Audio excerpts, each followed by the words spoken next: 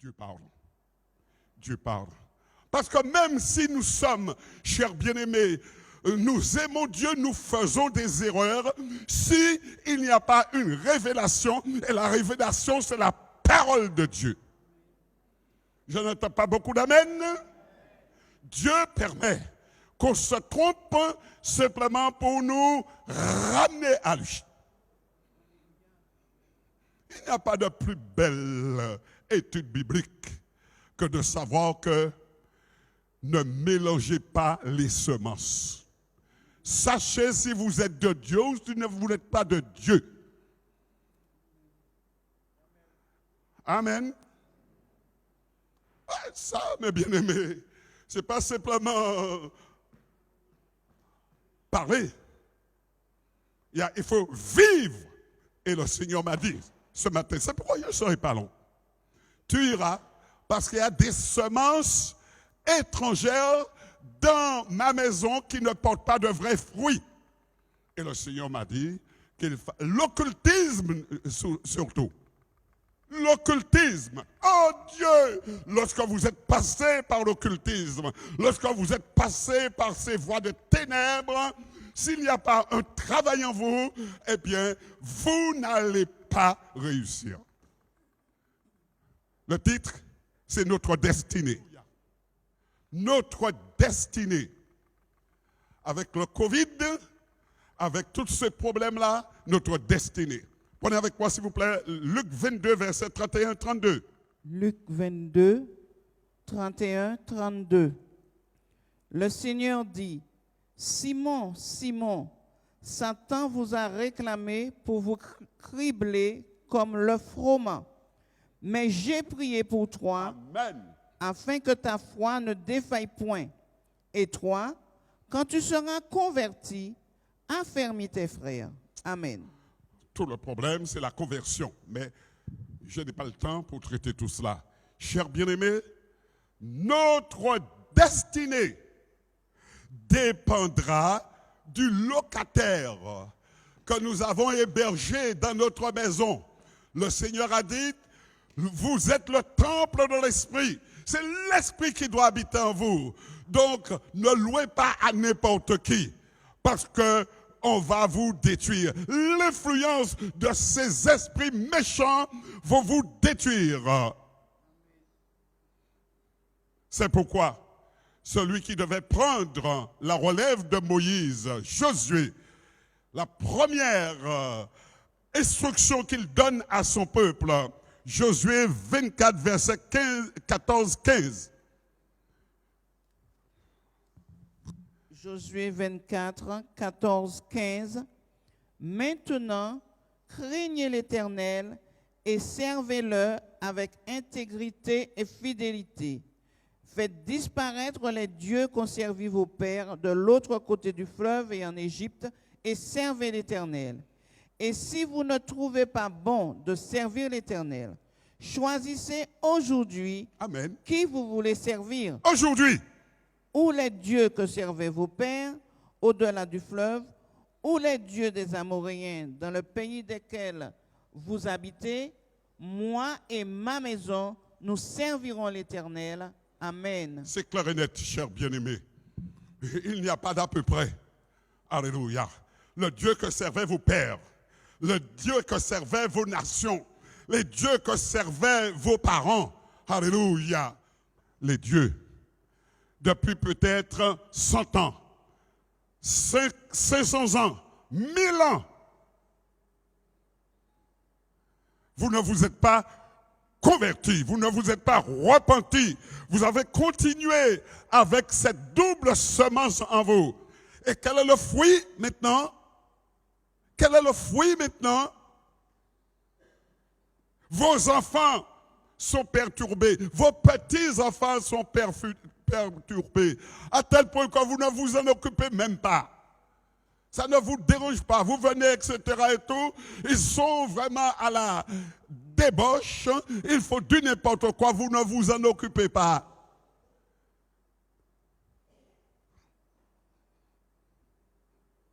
Lamentation 3,19, s'il vous plaît. 2 ou 3, je ne me souviens pas.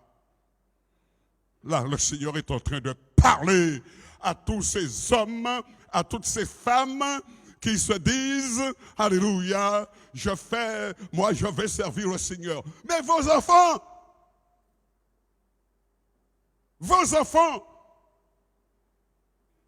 Lamentation 2,19. Lamentation 2, 19.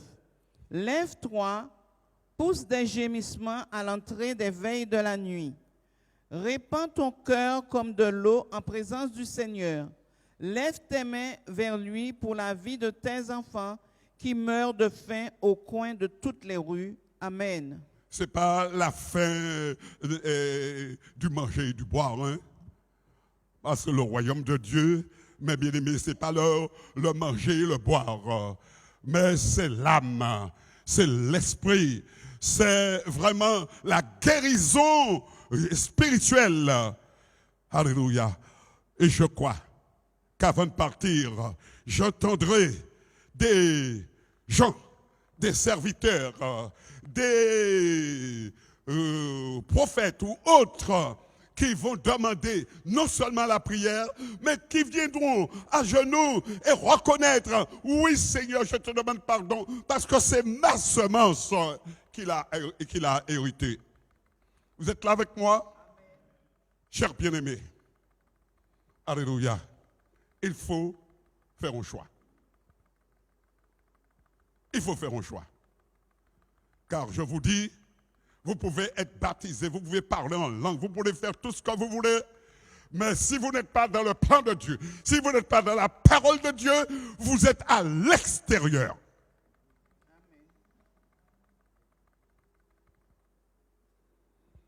Alléluia. Bénissez vos enfants, bénissez-les. Alléluia. Parce qu'ils ont besoin de la vie. Alléluia. Chers bien-aimés, il faut faire un choix. Une transformation du cœur.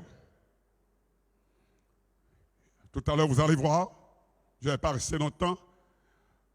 Pendant 40 ans, Dieu était avec un peuple. Dieu dirigeait un peuple. Alléluia. Mais ils étaient 600 000. Combien qui sont arrivés? Combien qui sont arrivés? Vous connaissez la parole. Combien qui sont arrivés? Vous avez peur de la parole de Dieu? Mais il n'y a eu que 2. Pourquoi? Cher bien-aimé, parce qu'il est écrit, alléluia, animé de notre esprit. Ils n'avaient pas le même esprit, etc. et tout. Nombre 14, verset 24. Parents, levez-vous pour vos enfants. Nombre 14, verset 24. Et parce que mon serviteur Caleb a été animé de notre esprit et qu'il a pleinement suivi ma voie, je le ferai entrer dans le pays où il est allé et ses descendants le posséderont. Amen. Amen. Chers bien-aimés, aujourd'hui, la seule directive que Dieu nous a donnée, c'est évangéliser. Parce que dans le monde entier, ces enfants se trouvent là. Toute langue, toute culture, tout ce qu'il y a. Alléluia, le monde entier. Ces enfants sont là. Et qu'est-ce qu'il vous dit? Levez-vous et allez prêcher la parole. Trop, je dirais, trop de problèmes dans le cœur des chrétiens aujourd'hui. Problème de vaccination, problème, etc. Et tout, problème. Ils sont eux-mêmes un problème, excusez-moi de vous le dire. Alléluia. Mais nos parents, Pierre et Jean, ils ont dit, lorsqu'ils ont vu une situation, et ça doit nous servir d'exemple, je n'ai ni or, ni argent, mais ce que j'ai, je te le donne. Au nom de Jésus, lève-toi et marche. Acte 3, verset 6.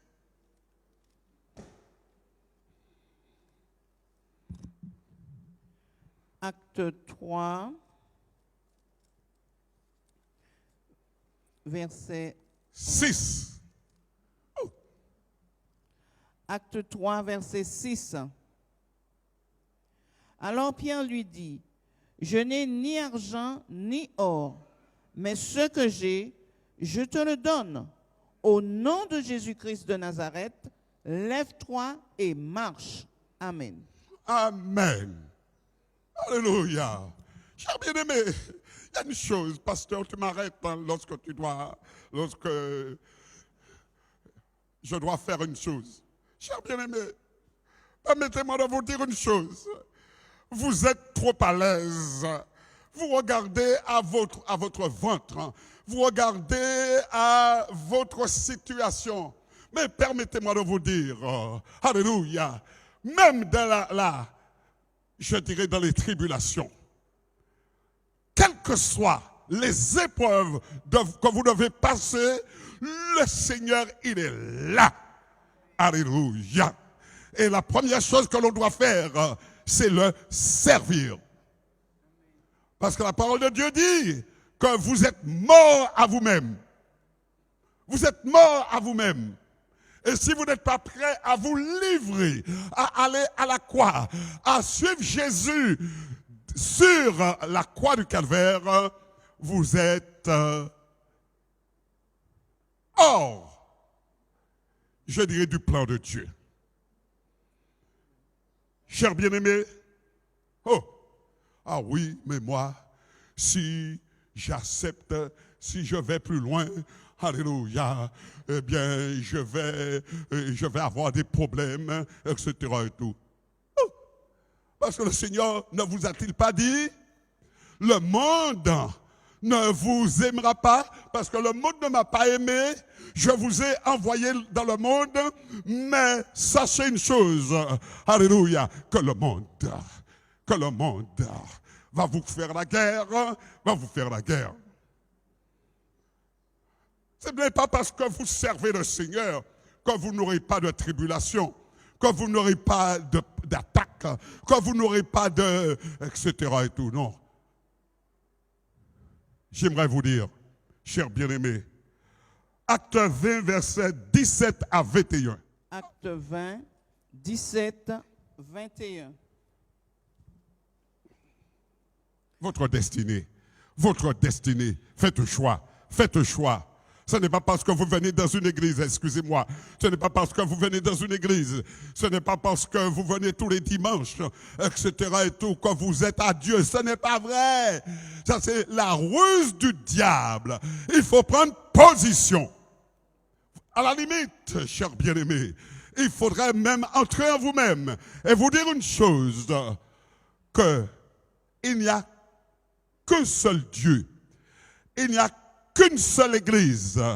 Il n'y a qu'une seule doctrine. Il n'y a qu'une seule politique. Et là où j'ai analysé les choses, où le Seigneur m'a montré le pourquoi de ce désordre, etc. et tout à l'église, parce qu'on voudrait faire les choses différemment. On voudrait faire les choses différemment. Mais permettez-moi de vous dire, Proverbe 25, verset 2. Je dis la vérité, parce que si je ne dis pas la vérité, je serai malade. Proverbe 25, verset 2. La gloire de Dieu, c'est de cacher les choses. La gloire des rois, c'est de sonder les choses. Amen. Vous êtes un peuple de sacrificateurs. Vous êtes, alléluia, des rois. Vous êtes des reines. Et votre devoir, c'est de sonder. Votre devoir, c'est d'analyser. Votre devoir, c'est de chercher la vérité. Et la vérité se trouve dans la parole de Dieu. Alléluia. Je vois que je vais... Je n'ai pas lu Acte 20. Pardon? Je n'ai pas lu Acte 20. Ah bon, vas-y, ma soeur. Acte 20, 17, 21.